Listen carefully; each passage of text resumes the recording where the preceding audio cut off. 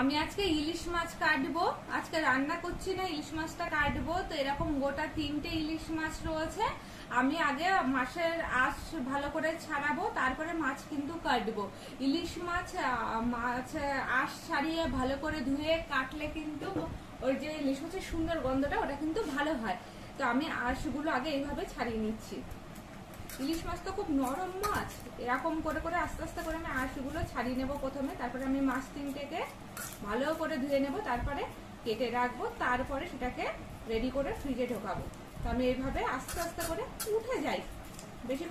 বেশিটা প্রেশার দেওয়া যায় না, ইলিশ মাছ এমনিতে খুব নরম মাছ। আর আমরা তো বুঝতেই পারি না যে মাছটা আর কি কতটা টাটকা না কাটা গেলে। তবে এটা তো মনে হচ্ছে বেশ ভালো মাছটা। আমি এরকম আস্তে আস্তে করে এরকম করে আঁশগুলো তুলে নিচ্ছি। দেখো কত তাড়াতাড়ি আঁশ উঠে যাবে। তারপরে পাখনাগুলো কাটবো, কেটে ভালো করে ধোবো, ধুয়ে তারপরে কিন্তু মাছ আমি কাটবো। এই যে আগে আঁশগুলোকে আমি এরকম করে আস্তে আস্তে তুলে নেব।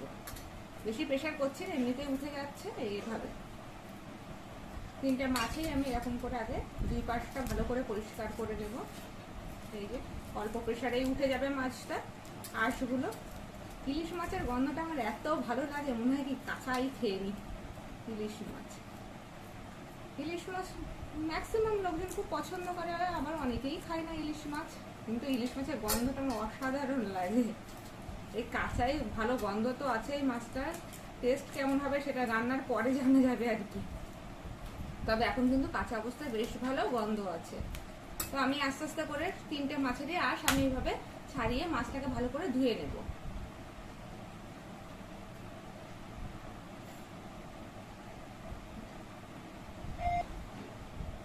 এই দেখো মাছগুলো আমি ভালো করে আঁশ ছাড়িয়েছি, ভালো করে আঁশ ছাড়িয়ে মাছগুলো ধুয়ে নিয়েছি।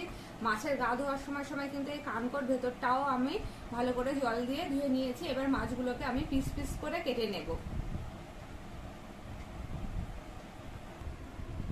এবার আমি মেঝেতে বসে গেছি, মেঝেতে বসে দিয়ে এবার মাছগুলো আমি কাটবো। আমি প্রথমে এইভাবে একটুখানি কাটা করে নিচ্ছি, এই যে। আর এই পাশ থেকেও আমি সেই একইভাবে এইভাবে কাটছি। এই যে দেখতে পাচ্ছ, আমি এইভাবে কেটে নিচ্ছি প্রথম। কেন বলো তো, যাতে পিত্ত না গলে যায়। পিত্ত গলে গেলে তো এটা তেতো হয়ে যাবে না। এইভাবে আমি আগে মাথাটাকে আলাদা করে দিচ্ছি। তারপরে আমি এটা পরিষ্কার করে নেব। তেলটা না যখন আমি আর কি ধোবো না, তখন ভালো করে পরিষ্কার করে নেব, যাতে এইগুলোতে নোংরা থাকে, তো যাতে নোংরা না থাকে। এটা আমি আলাদা করে রাখছি। আর এই যে মাছটা আমি এবার কাটবো।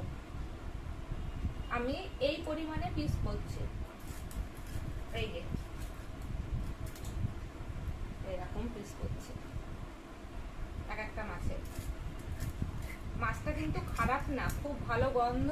আর যে খুব নরম তাও না, ঠিকই আছে, খারাপ না মাছটা। এই যে এইভাবে আমি টুকরো টুকরো করে নিচ্ছি। আর একটা কথা বলি, ইলিশ মাছের এখানটায় একটু এরকম চিড়ে নিয়ে কাটতে হয়, কারণ এখানে কালো মতো থাকে, তো ওটা ফেলে দিতে হয় বলে আমি এই লেজের এখান থেকে চিড়ে সেটা ফেলে দিচ্ছি। লেজেটাকে আর একটু ছোট করে কেটে দিচ্ছি, এই যে এরকম করে। আর মাথাটা 2 ভাগে আমি ভাগ করে দিচ্ছি।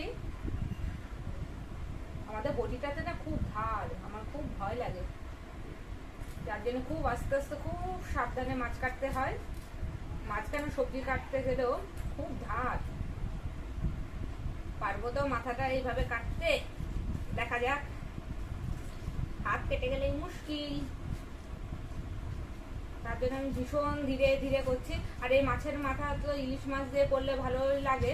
আর আরেকটা জিনিসে ভালো লাগে, গরম ভাতে যদি এই মাছের মাথা ভাজার যে তেলটা থাকে না, ওই তেলটা দিয়ে গরম ভাত খেতে কিন্তু খুবই ভালো লাগে। ভীষণ সুন্দর গন্ধ বেরোয়, আমাদের ঘরে সবাই খেতে খুব ভালোবাসে। এই যে মাছের মাথা আমি এভাবে ডিভাইডেড করে নিচ্ছি। মাছগুলোকে আমি আলাদা করব, এরকম তেলটা মাছের মাথাগুলোকে আমি আলাদা করব।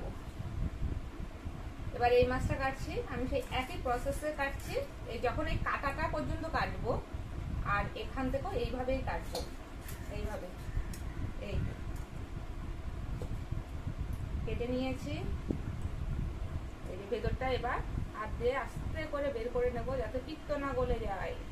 পিত্ত গলে গেলেই মুশকিল, মাছ কাটতে গেলে এটা মাথায় রাখতে হবে যাতে পিত্ত না গলে, তেতো হয়ে যায় না। এই যে আমি এভাবে বের করে নিচ্ছি, এর ভেতরে এইটা ফেলে দেব। এই যে শক্ত একটা কি থাকে না, এইটা এইটা এইটা শক্ত, এই যে দেখতেই পাচ্ছ। আমি এগুলো আলাদা করছি আর মাছগুলোকে আলাদা করছি। এবার মাছের আমি পিসগুলো এইভাবে করে নিচ্ছি, এই ঝটপট করে করছি। এই দেখো পিসগুলোকে কিন্তু আমি এরকম সাইজেরই করছি। আর এই মাছগুলো কিন্তু এখন আর আমি ধোবো না, আমি এইভাবে ফ্রিজে স্টোর করব। আর যখন রান্না করব তখন একটুখানি ধুয়ে নেব, তাছাড়া ধোবো না, যেহেতু মাছটা আমি গা থেকে ভালো করে ধুয়ে দিয়েছি। এই যে লেজে সারাক্ষণ এইভাবে ইলিশ মাছের লেজা কাটা উচিত, এর মধ্যে কালো কি একটা থাকে, কয়লার মতো থাকে আর কি। দুটো মাছ কাটা হয়ে গেছে। এই যে নেক্সট মাছ আমি কাটতে বসেছি। এই যে এই মাছটাই লাস্ট। আমি কখনো ইলিশ মাছ জ্যান্ত দেখিনি, আমার মনে সচরাচর দেখা যায় না, যারা মাছ ধরে তারাই মনে দেখে। ইলিশ মাছ তো জ্যান্ত দেখাই যায় না, বলে যে নাকি মানে জল থেকে ওঠার পরেই নাকি ইলিশ মাছ আর বেঁচে থাকে না, জানি না। এই যে আমি এরকম করে ভেতরটা পরিষ্কার করে নেব, এই শক্তটা, এই যে পিত্ত, এই যে পিত্তটা আমি আলাদা করে নিচ্ছি খুব সাবধানে। এই যে পিত্তটা, আর এখানে এই যে এই শক্ত মতো এইটা, এই যে শক্ত মতো এইটা, এটাও আমি আলাদা করে নিচ্ছি। আর এইগুলোর ভেতরে না একটু নোংরা নোংরা টাইপের থাকে, তো ভালো করে বেছে পরিষ্কার করতে হয়। একটা ছোট মাছ বলে মানে ডিম হয়নি এখনো, তার জন্য একটু দেখে দেখে করতে হয় আর কি। এই সাইজের মাছ আমি সব মাছগুলোকে কেটে নিচ্ছি। ইলিশ মাছ ভাজা, ইলিশ মাছ ভাপা, সর্ষে ইলিশ, দই ইলিশ, সর্ষে পোস্ত ইলিশ, কচুর শাকের মাথা দিয়ে ইলিশ, ইলিশে তো প্রচুর, আনারসি ইলিশ, প্রচুর রেসিপি হয়, তাই না? পেঁয়াজ রসুন দিয়ে অনেকে ইলিশ মাছ করে, আমাদের বাড়িতে আমি এটা করি না, কারণ আমার মনে হয় ইলিশ মাছের নিজস্ব একটা গন্ধ যেটা পেঁয়াজ রসুনের জন্য চলে যায়। এই যে পেঁয়াজও কাটা হয়ে গেল, এবারে মাথা দুটো আমি কেটে নিচ্ছি। ইলিশ মাছ কাটা কিন্তু একটু সহজ, আমি এই প্রসেস এবার মাথাটা কাটছি যাতে হাতটা স্লিপ করলেও কোনো অসুবিধা না হয়। বাপরে বাপ, এই যে আমি দুই ভাগে আগে এরকম করে একটু ভাগ করে নিলাম।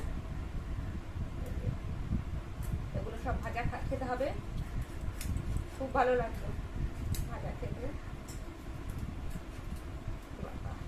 এটা এর থেকে বেশি পাচ্ছি না আর, এটা এইভাবেই রেখে দিচ্ছি।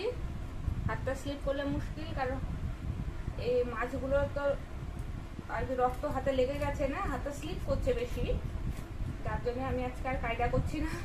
মাছের মাথা এভাবে রেখে দিচ্ছি, নেক্সট দিন আমি করবো। এই যে মাছের মাথা, তো এই পিসগুলো হয়েছে, এই যে ইলিশ মাছের এই পিসগুলো হয়েছে, বেশ কয়েকদিন ধরে বেশ জমিয়ে জমিয়ে খাওয়া যাবে। আর আমার মনে হয় ইলিশ মাছ ফ্রিজে থাকলে যেন বেশি টেস্ট হয়। এবার আমি এগুলো সব পরিষ্কার করে নেব।